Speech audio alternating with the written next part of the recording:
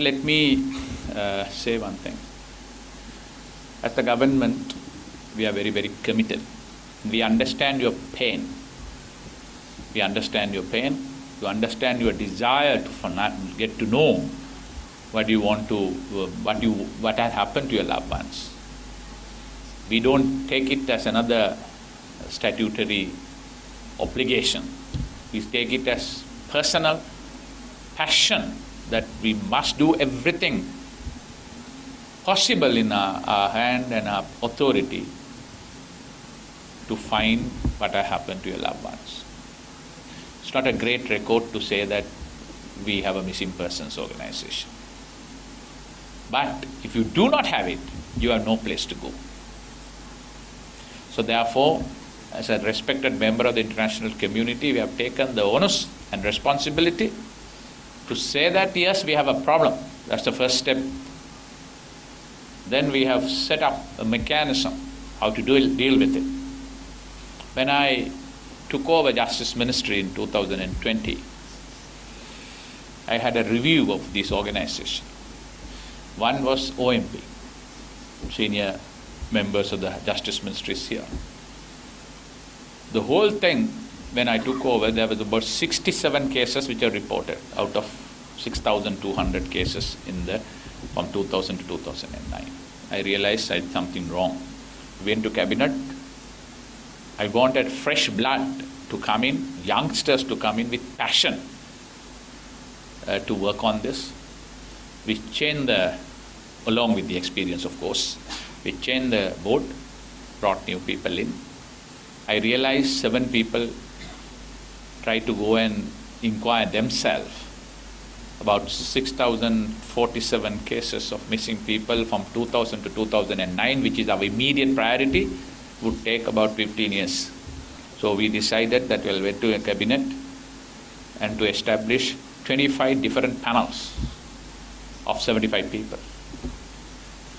And to have one of them at least in every panel, a Tamil-speaking person, so that they can relate to them. I knew there was so much of anger and also mistrust about the whole thing.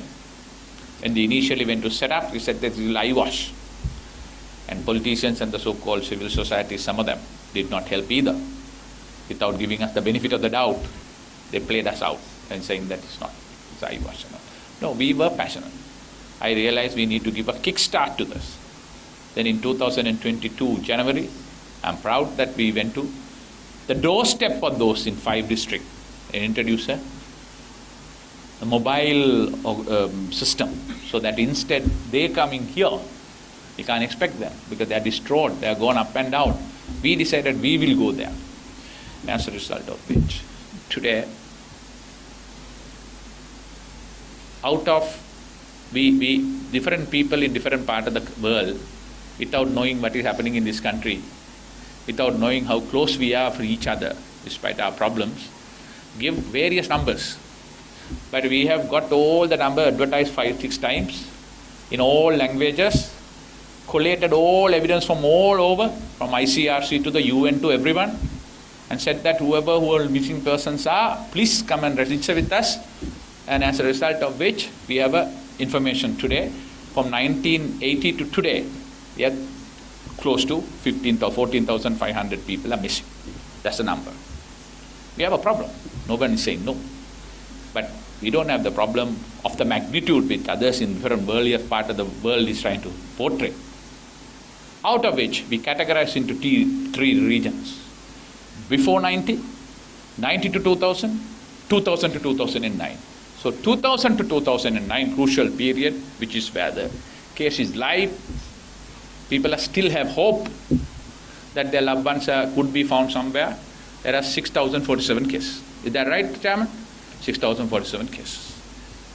Out of which, I'm happy to say, 5,750 families have approached us, expecting something. That's the first instance.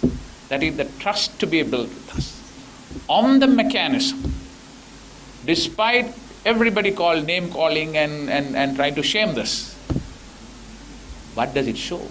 It shows people who are suffering wants solution.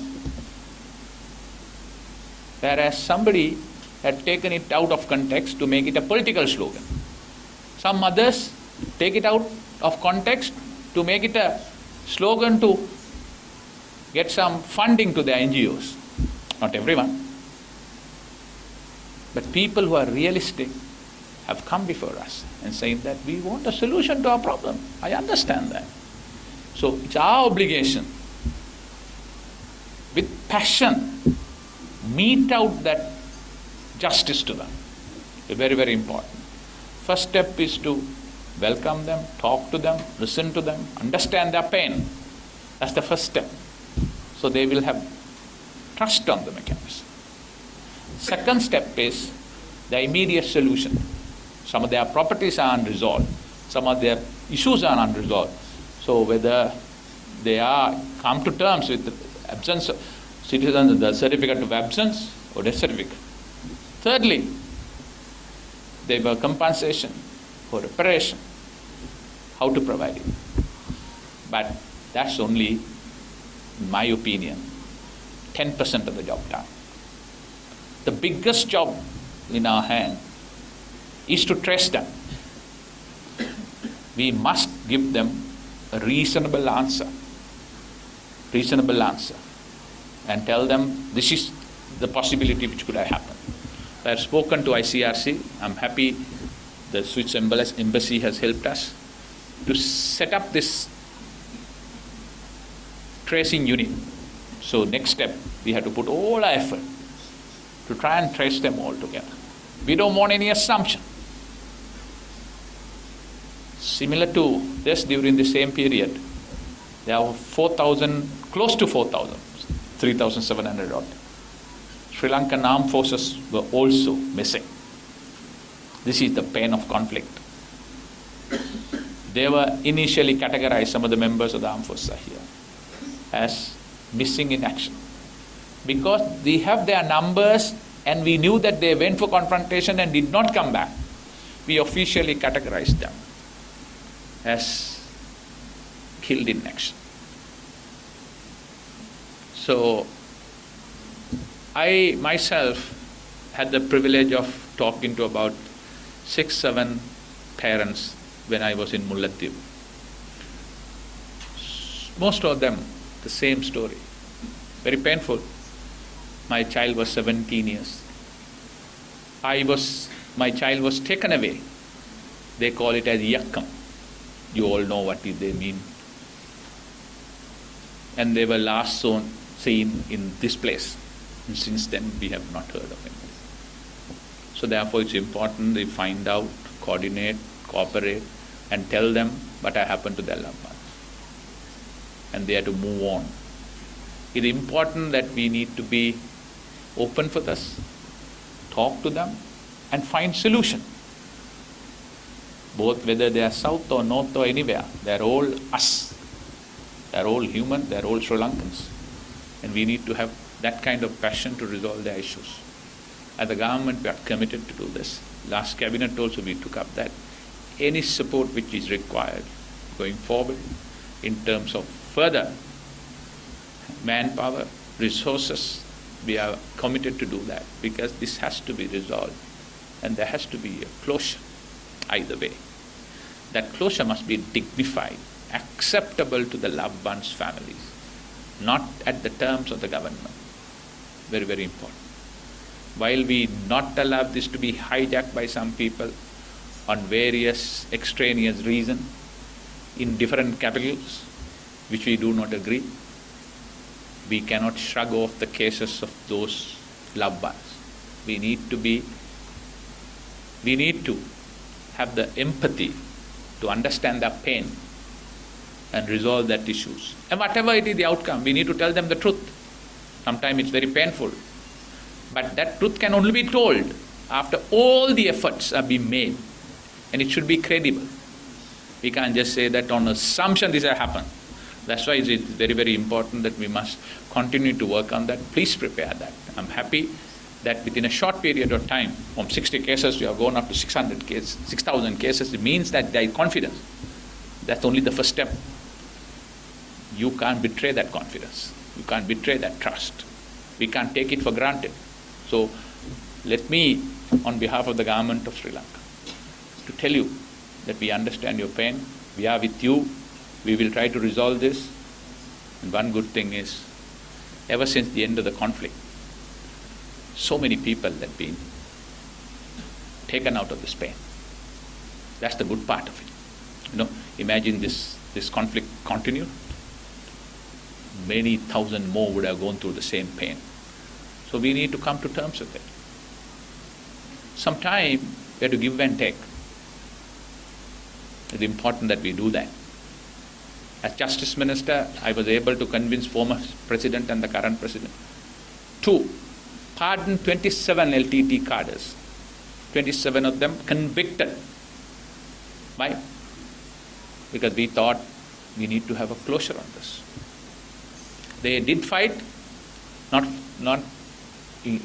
that they believed in a particular person. It went out of control. Instead of a struggle that became terrorism. But they were also misled. So we decided it's time that they must be given a second chance. 12,197, I always say this. Sometimes Sri Lanka does not get the credit which due to it. 12,197 known, identified LTT cadres surrendered post-conflict to Sri Lankan government. We rehabilitated all of them, reintegrated to the society. And for their credit, I don't think any one of them in the soil in Sri Lanka had gone back to violence or terrorism. So similarly, we also need to work hard on that to build this trust. For First and Second World War was fought in Europe. It is they who fought. And they dragged the whole world into this. And that's the biggest conflict in the world. That's why that's called World War I and II. Germany, Italy, France and UK and their allies. But you must learn one thing from them. After the Second World War, they realized the uselessness of war and conflict. And 20 years down the line, they managed to get through back, establish a European Union, trust each other under the Schuman Plan. And today you can see, all of us want to, not me, most of us want to migrate to Europe because they have uplifted their standard so well. So if that is possible, countries which are killing each other, dragging the whole world to the Second World War and the First World War, we are children of the same mothers and fathers, children of the same land. We cannot be prisoners of the past. There has to be a time we must come together as Sri Lankans. That's the day we can really reach our potential. So it's possible, but it's only possible when we all work hard, wholeheartedly, not to be silenced by very few loud voices of extremism from both North and the South. We should be able to disregard them, move on, do the right thing, bring the key people together and create that Sri Lanka we all could be proud of. In that, OMP has a massive role to play. I hope and wish that you will have the courage and strength to do so and do the right thing despite all distraction, false accusations. The moment we come out with a law to provide an opportunity for people to come and tell their grievances and resolve the issues, truth and reconciliation. Some people are going into this thing and we are trying to put our forces into trouble. Will we do? Are we insane?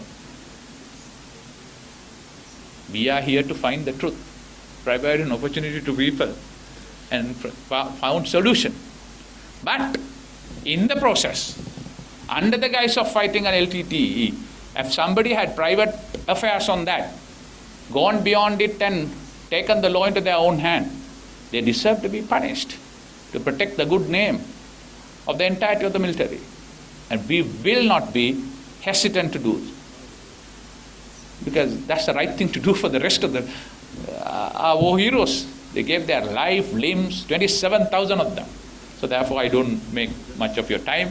But first of all, let me again congratulate for great work what you have done. Long, long way to go. This is the beginning, but we must work together as Sri Lankans to find solution to these issues that we have. But don't be discouraged. People will come and give us sometime different timelines. But look back and ask on their timelines. No world is perfect. No country is perfect. All countries are work in progress.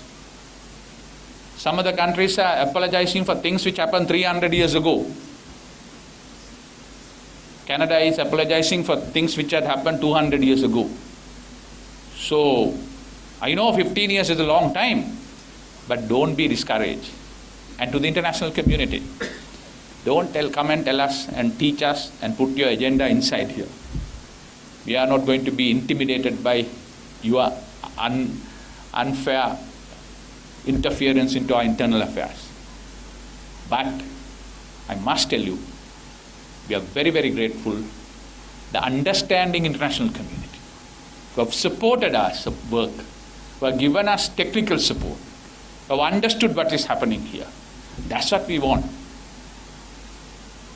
Because your policy about Sri Lanka and the Human Rights Council should not be based on little diaspora on the basis of vote banks in those electorates, because that is not helpful for us.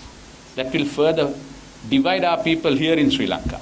Because our obligation is not to few people who are concentrated on your electorate and your members' electorate and his next election.